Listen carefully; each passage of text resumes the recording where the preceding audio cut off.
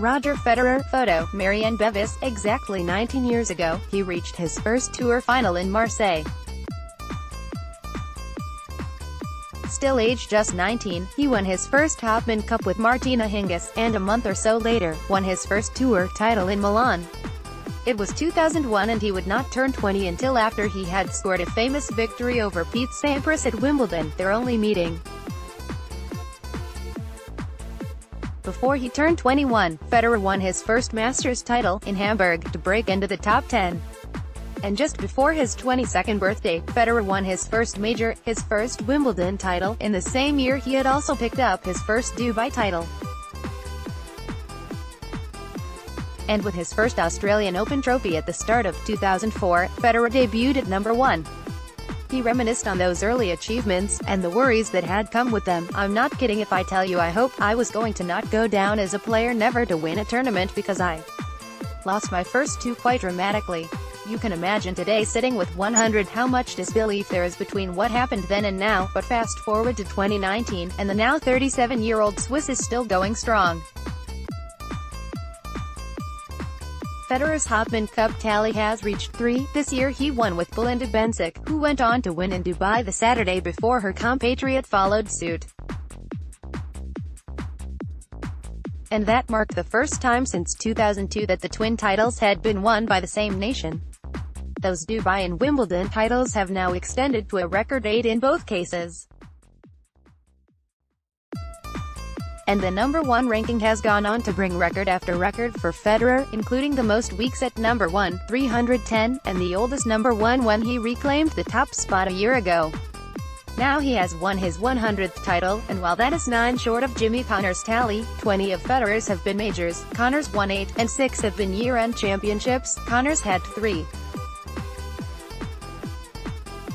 Add into the equation Federer's record-making achievements off-court, a record 16 ATP Fans' Favorite Awards, a record 13 ATP Sportsmanship Awards, a record 6 Laureus Awards, and his career will be hard to match for the likes of Stefanos Tsitsipas, who is attempting to follow in his idol's footsteps.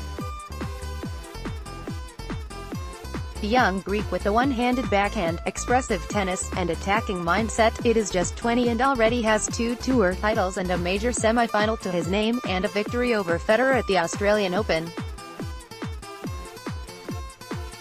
Unlike Federer and Sampras, however, the same two men had the chance to meet again, and very soon. The Dubai final, and semi-final against Borna Coric, showed it was far too soon for talk of a passing of the baton from Federer to a new generation. What better time, then, to hear Federer recall some of the special moments during this remarkable career. Reflecting on what the 100th means, I think this one has a deep satisfaction, an immediate one, because I know what it means. I like these type of numbers or records, to be quite honest. A lot of people always emphasize all the slams, but I play on the ATP Tour. This is where I've won so many of them. Been around for so long. I think this number proves that. I think that's why this was a very exciting week for me. Winning titles is not easy. Winning 5 matches in 6 or 5 days, it takes a different type of fitness. You have to be fit on many fronts, mentally, physically, also your game has to translate. You have to be able to beat different types of players, not just the grinders, not just the big servers, not just the attacking players. You have to be able to beat them all in successive days. I think that's a tricky thing to do for a lot of players. Only a few can do that every year, 5, 6, 7 times or more during a single year. For that you need to be able to adapt your game to conditions, got to be able to play through the pain, because I've been hurt or sick many times during events that I ended up winning. You just got to figure it out. It's hard, on the need to, and the difficulty of evolving over the years. I think in the beginning you're getting used to playing every single day, getting used to traveling and playing. Like Stefanos did, playing, winning, traveling, playing with jet lag, keep on playing, trying to stay in shape, trying to stay mentally sane through the whole process, doing to press, going to play, going to sleep, going to eat, just going through that week in, week out. It's challenging. The more successful you become, the greater the toll becomes in terms of media attention, maybe winning awards, getting rewarded in your country or city or whatever it may be. You have to deal with all these things. Your tennis grows in the process very quickly because you're learning so much about yourself, learning how to play other players, how they're learning to play you. You try to compress it every single time, in every game, every break point, whatever you're facing, learning how to manage emotions and energy. In terms of my game, I think I needed to get really match tough to be able to be at 100% every single day. That was not easy for me. Check my emotions, that was not easy. Eventually I figured that part out, then not wasting too much energy throughout the tournament. I remember in the beginning of my career, by the time the quarters came around, I was quite exhausted already because I was so happy winning points, disappointed losing points. I would get to the quarters and be tired. I knew I had to figure out my own attitude on the court to sustain 5 matches in 5 days or 6 in 6 days. Back in the day, the Masters 1000s were best of 5 set finals. Then staying injury-free. Yeah, a lot of things went right. I'm sure I took a lot of good and bad decisions along the way. But I couldn't have done it without a team. I've been very fortunate. I always had the right coaches, always at the right time. Also my parents, my wife. She's been along for the ride for every single title, and the doubts, have there been any by the self-confessed, glass half full, Roger?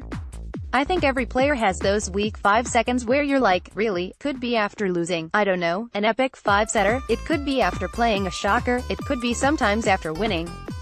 You're like, how much more do I want to do? I think everybody goes through that. It's logical.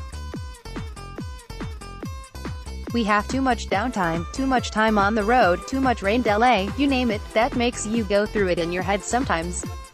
Never to the extent where I'm like really contemplating, is it enough? I think definitely the surgery was for me a major reality check in the sense that maybe I will come back. I knew that, but maybe never quite the same. I'm happy I can look back now and play with absolutely no pain, no painkillers this week. It's a big week for me, to be quite honest. I'm very pleased. And does he have another Olympics in him? He played his first way back in 2000, then the next 3, but had to pull out of Rio after knee surgery. Tokyo is next year, and he confirmed he will be playing Dubai. No, still not sure. Don't know how I'm going to qualify, to be honest. And if I do, I don't know if I'm still playing. Still too far away for me. Yeah, I don't know. I just don't want my mind to go there. I think if it happens, it happens. If it doesn't, it doesn't. It will surely be tempting, if he is fit, to give it one more try, for among 20 years of accolades, he has won a gold medal in doubles and a silver in singles, but not gold in singles. We shall see. By then, remember, he will be turning 39, but honestly, would you put it past him?